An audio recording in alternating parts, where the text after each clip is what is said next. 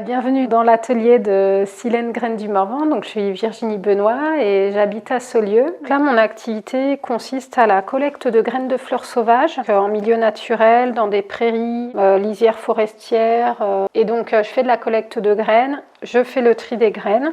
Et après, ensuite, les graines, je les commercialise auprès de différents publics. Donc, ça peut être des collectivités locales, des particuliers, des associations qui souhaitent fleurir un peu différemment, de manière alternative, leurs espaces verts ou faire des démarches citoyennes.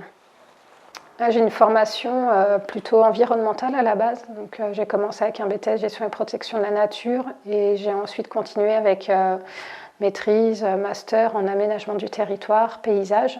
Et après, j'ai bifurqué un peu sur l'urbanisme en trouvant en fait des emplois dans la fonction publique territoriale, donc la planification urbaine, etc. Là, en fait, au niveau de mon parcours, ça a été ponctué déjà par une reconversion professionnelle. J'ai été accompagnée donc là par l'entreprise Human Art à Lyon pour côté développement personnel et puis reconversion. Et j'ai contacté différents professionnels de la filière, donc il y avait des maraîchers, des producteurs de plantes aromatiques médicinales. J'ai participé aussi à une rencontre avec Bio-Bourgogne sur les semences paysannes. J'ai pu faire des woofings et ça m'a permis en fait d'entrevoir les possibles et aussi de me projeter mon activité, comment je pouvais peut-être la lancer et l'envisager. J'avais rencontré les chambres consulaires et la chambre d'agriculture notamment m'avait parlé de semeurs du possible. J'avais déjà en tête de contacter une coopérative d'activité d'emploi. J'ai contacté la coopérative d'activité d'emploi Copilote. C'est une entreprise qui va porter d'un point de vue juridique, social, fiscal, les activités d'entrepreneurs salariés. Et c'est une structure d'appui en fait. Donc elle permet vraiment de se focaliser sur le cœur de son métier. Ça me permettait d'éviter en fait à tomber soit sur des mauvais statuts ou que ce soit trop compliqué en fait à gérer. Une structure d'appui avec des référents. Différents référents, donc j'ai une référente agricole, mais il y a aussi une référente sur le marketing, l'approche commerciale, côté web, digital, etc.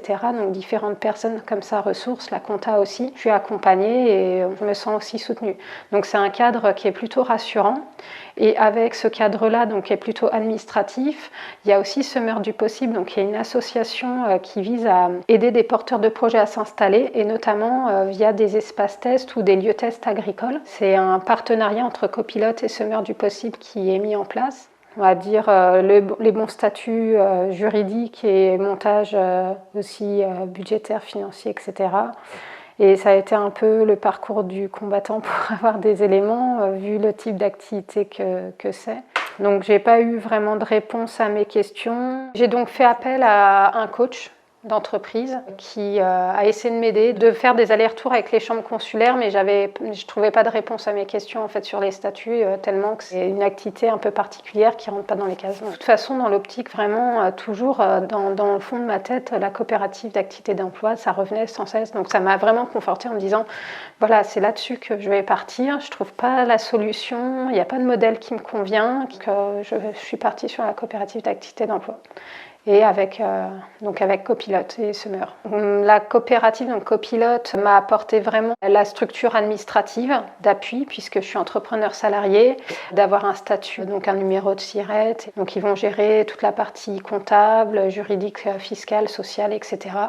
Donc moi je suis salariée de Copilote, le statut d'entrepreneur, donc entrepreneur salarié, et je m'occupe vraiment de mon activité de collecte, de prestation et de commercialisation. Ce qui m'a permis d'avancer, on va dire, c'est de travailler sur mes propres blocages. Et le facteur humain, en fait, hyper important en fait, dans la reconversion.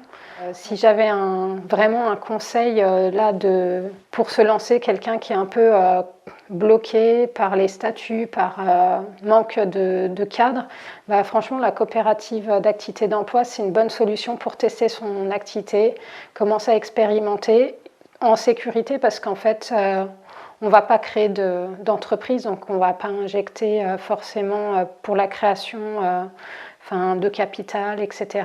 C'est vraiment une expérience qu'on peut faire assez librement.